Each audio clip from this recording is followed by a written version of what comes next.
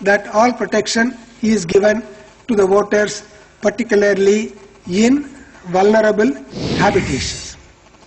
The Commission has been using the services of observers extensively to keep a close watch over ground situation and to take prompt remedial action when complaints are received from different parts of the country. Adequate number of observers in different categories like general observer, expenditure observer, police observer wherever needed, and awareness observers to promote voters' participation will be deployed during the forthcoming elections. One of the features of Indian elections is election is conducted with the use of officials, government officials. Therefore, there is very great emphasis laid on the neutrality of such officials who are charged with conduct of elections. The Commission expects all officials engaged in the conduct of elections to discharge their duties in an impartial manner without any fear or favor. They are deemed to be on deputation with Election Commission and shall be subject to its control, supervision and discipline. The conduct of government officials who have been entrusted with election-related responsibilities and duties would remain under constant scrutiny of the Commission, and strict action will be taken against those officials who are found wanting on any account. Photo voter slips. This is another feature which will be introduced in this general election, which was not there during the last parliament election, though we have been using it in the foregoing state assembly elections to facilitate voters to know where he is enrolled as a voter at a particular polling station, the location and address of the polling station, his serial number, etc. in the electoral roll. The Commission has directed that a photo copy of the electoral roll relating to that voter shall be distributed at his doorstep close to the date of the poll.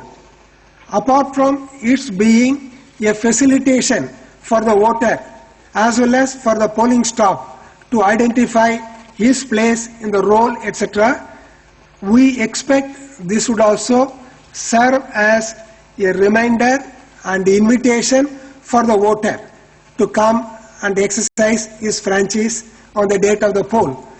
Therefore, this will be got distributed very close to the date of the poll, like 3 days to 7 days before the date of the poll. Election Commission has also mounted a series of measures for expenditure monitoring. The use of money power is a matter of concern for Election Commission. Therefore, special emphasis is given to check the flow and use of money during election process.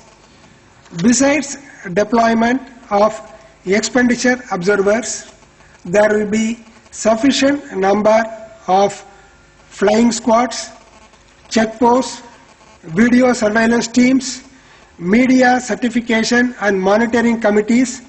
All these will be used to keep a close watch and check on the use of money power. About revision in ceiling of election expenses, details are known to you. These would also be made available in the booklet that will be made available at the end of the conference. Voter participation. Voter participation is one of the thrust areas for the Commission. Commission has held the view and been holding the view that a larger enhanced participation of voters will contribute to enlightened and vibrant democracy. Therefore, the sweep measures, the systematic voters education and electoral participation measures which have been initiated and used in the foregoing state elections will be continued and further intensified in implementation. Coming to schedule, compared to the state elections which we were giving, in which we used to announce names of the states, date of notification, date of filing nomination, last date, etc. That, as you all agree, will not be feasible to do for 35 states and union territories in a conference like this. So, we have prepared a booklet in which all the information is available. This will be made available to you even before you leave the premises. In addition to that, we are also putting a copy of this on the website of the Election Commission, and those of you who have given your email ID, they will also be sent by mail. By the time you leave the premises, it would also be in your mail ID. However, some of the highlights of the schedule we would like to mention to you at this stage. The first date of poll shall be on 7th April 2014. This is held in 2 states and the number of parliamentary constituencies covered will be 6. The next date of poll is 9th April, which will cover 5 states and 7 parliamentary constituencies. The third date